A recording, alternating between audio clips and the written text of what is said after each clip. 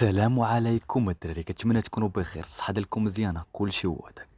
سمعوا مزيان شنو قال مدرب كرواتيا داليتش، وايضا خبر عالمي على أوناحي بعد ما تألق في المونديال. نبداو بالتفاصيل.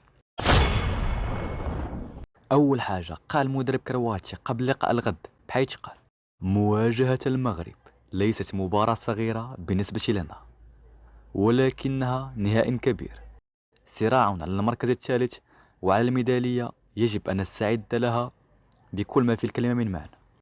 إنه شيء كبير، إذ حصلنا على الميدالية البرونزية فسيكون ذلك رائعا، وسنبذل قصارى جهدنا للقيام بذلك.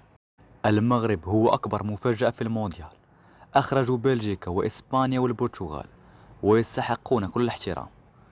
المباراة ضدهم ستكون مختلفة عن تلك الأولى في دور مجموعات. تنتظرنا مباراة كبيرة ضد المغرب، إنها معركة كروية بالنسبة لنا من أجل تحقيق ميدالية في المونديال.